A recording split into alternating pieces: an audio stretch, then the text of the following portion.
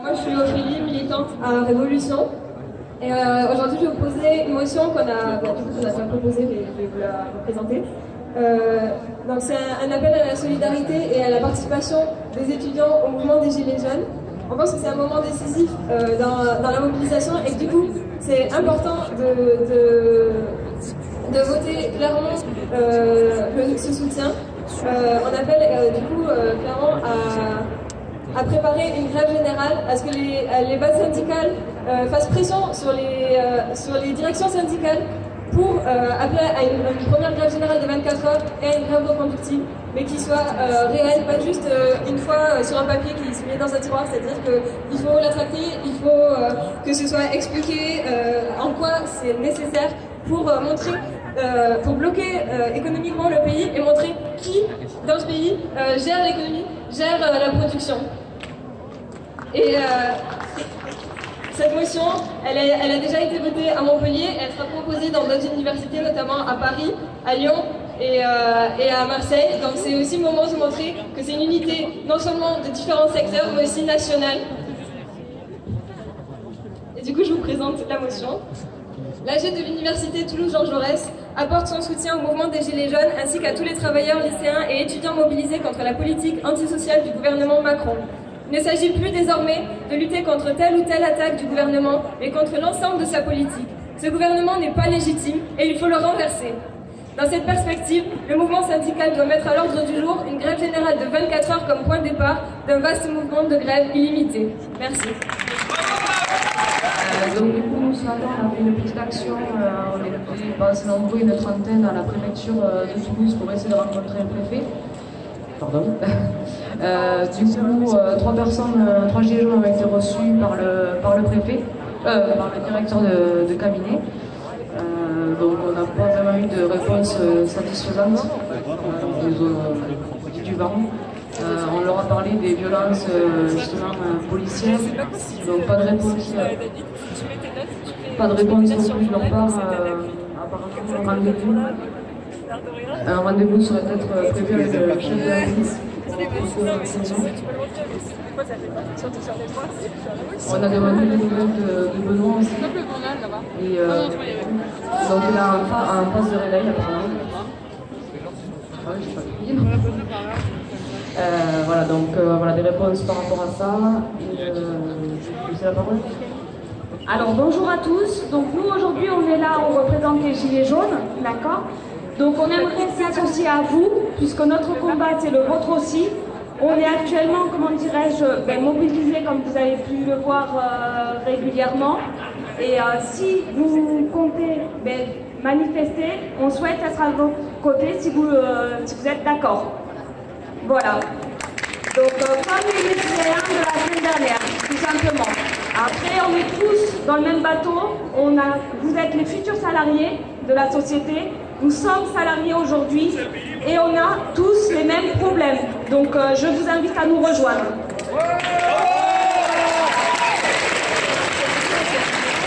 Alors nous on mène quelques actions régulièrement. Donc ce matin, comme on le disait tout à l'heure, on était à la préfecture. Ce soir, il y a un buffet campagnard qui est prévu au conseil départemental. Donc les élus sont conviés à ce buffet avec nos impôts. Donc on va leur faire un comité d'accueil. Et si vous souhaitez nous rejoindre, vous êtes les bienvenus. D'autant plus expliquer, c'est compliqué de rater une heure de cours, c'est compliqué de faire tout ça pour pouvoir se mobiliser. Donc moi je pense que toutes ces questions-là, elles sont très liées. Et comme on disait, encore peut-être il y a 6 mois, ça pouvait paraître utopique de dire Macron dégage. Mais aujourd'hui, Macron, il est dans la merde, là. Macron, il passe des mauvaises nuits en ce moment. Je suis pas sûr que ça rentre très bien à l'Élysée. Parce que le mouvement des Gilets jaunes, c'est quoi sa force, justement? Sa force, c'est qu'il n'est pas resté sur la question des taxes. Il ne s'est pas enfermé là-dessus. Et aujourd'hui, il y a des situations hallucinantes où sur BFM, ça discute pendant 2 heures de comment on révoque les élus à l'Assemblée nationale. Est-ce qu'on les paye avec un salaire de travailleur normal au salaire médian à 1600 balles comme tout le monde et pas à 6 000 euros? Donc en fait, ces questions, elles sont très politiques, c'est des questions démocratiques profondes. Et je pense qu'en fait, pour changer l'université, c'est lié à la société. Et il faut changer cette société pour changer l'université. Et on ne pourra pas faire les choses dans notre coin. Donc de ce point de vue-là, moi je pense qu'il faut qu'on rejoigne le mouvement qui est en cours, y compris que nos revendications, elles se passent en lien avec ce mouvement, tout en partant de nos revendications étudiantes. Donc j'étais assez d'accord avec les revendications qu'on peut être proposées jusque-là. Et il faut qu'on se coordonne à la fois avec les autres facs qui se mobilisent. Il y a, je crois, une AG à Paul Sable qui se prépare. Il y en a déjà eu plusieurs à Sciences Po. Il va y en avoir aux Beaux-Arts, il me semble. Donc avec toutes ces personnes-là, aussi avec les Gilets jaunes, donc je pense que je soumets au vote qu'on élise une délégation pour l'AG de samedi prochain des Gilets jaunes qui porte la parole de tout ce qu'on aura voté dans cette AG. Et voilà, que justement, on arrive à associer profondément nos questions étudiantes avec toutes les questions de la société. Et c'est que comme ça qu'on arrivera à gagner et à avoir un discours politique cohérent. Merci. Ils vous disent les frais d'inscription vont être généralisés, vont être à la hausse pour tous les étudiants. C'est pas vrai, ça a été rejeté. En effet, il y a... Voilà, je veux pas généraliser. Je sais qu'à l'AG, il y a des gens respectueux, il y a des gens qui écoutent. Je veux pas généraliser sur ce genre d'individus, bon, c'est pas grave. Sur les frais d'inscription des étudiants étrangers, en fait, il y a un constat qu'on n'attire pas assez d'étudiants étrangers. Et le constat, même si ça peut paraître choquant, il y a des gens qui n'acceptent pas de venir en France parce qu'ils se disent 200 €, c'est pas acceptable, ça va pas être une qualité d'éducation assez importante. S'il vous plaît, un petit peu de silence, d'accord? Cet AG est là pour pouvoir faire exprimer les gens et les étudiants de tout courant politique.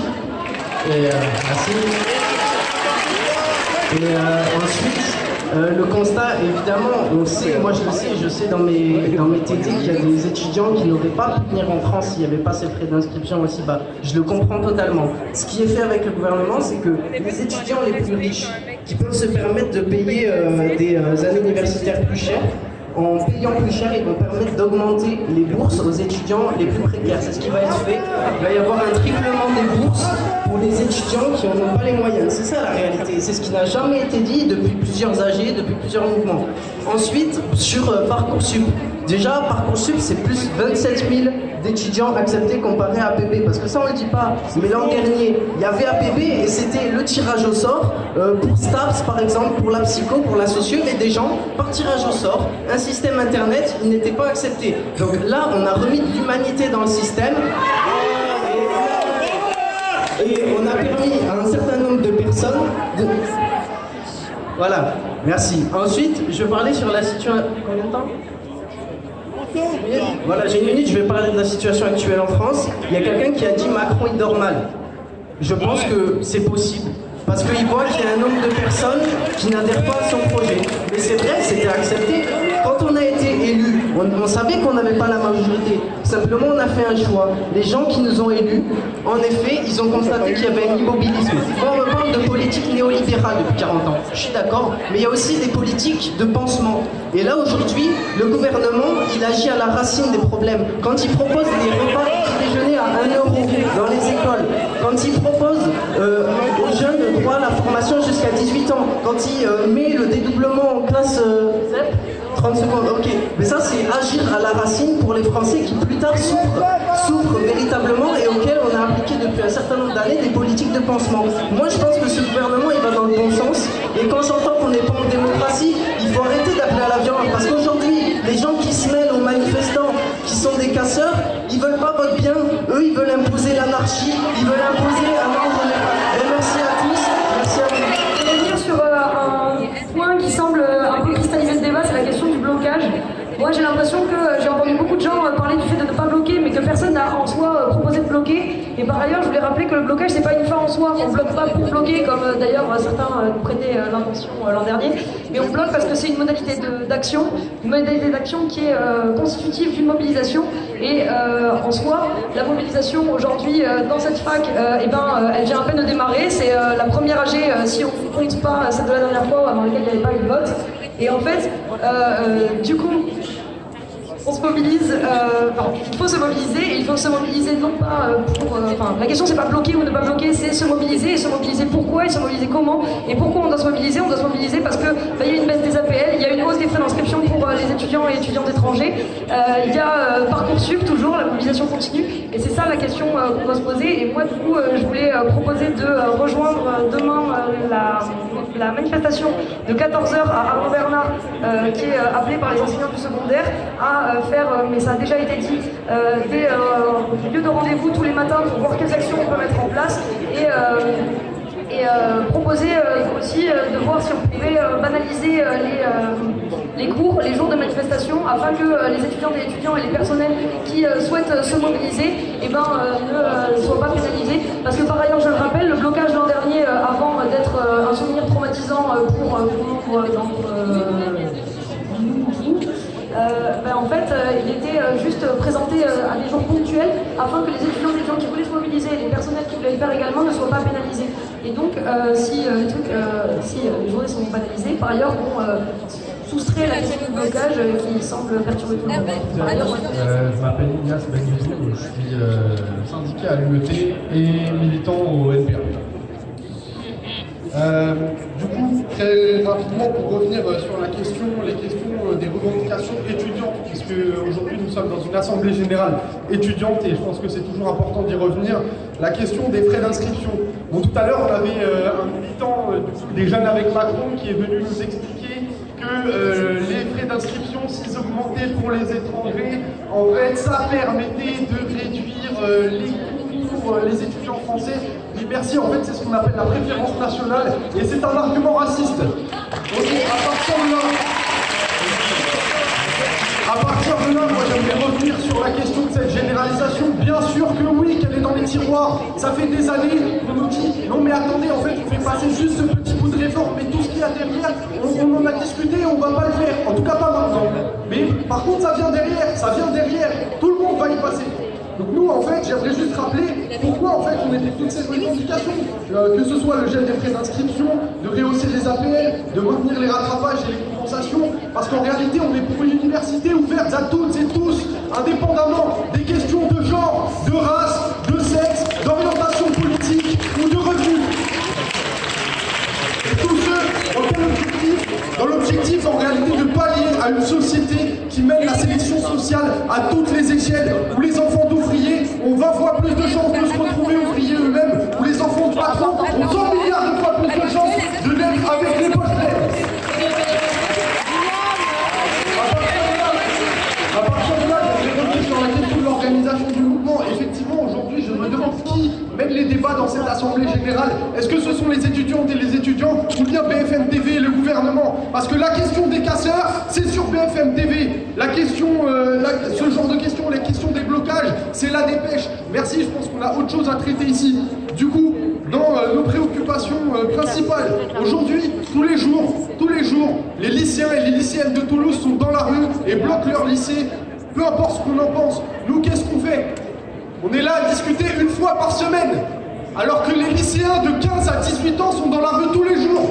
Donc en ce sens, j'appuie ce qu'a proposé ma camarade Agathe tout à l'heure, c'est-à-dire qu'à partir de maintenant, il nous faut des assemblées générales quotidiennes, à 8h30, suivies de journées d'action. Merci pour la Ensuite, j'aimerais revenir pour terminer sur le point le plus important pour moi, c'est aujourd'hui, qu'est-ce qui fait le trait d'union entre toutes nos mobilisations? Comment se fait-il que dans cet énorme foutoir, on parle à la fois des taxes, des taxes en général, qu'on parle à la fois des revendications étudiantes, de la question de la santé? En réalité, ce qui est en train de se poser aujourd'hui, c'est la question du pouvoir et que de qui dirige la société. En réalité, la question qui se pose aujourd'hui, c'est la question de l'organisation démocratique. Et en ce sens, nous devons nous organiser pour montrer qu'il est possible de fonctionner autrement.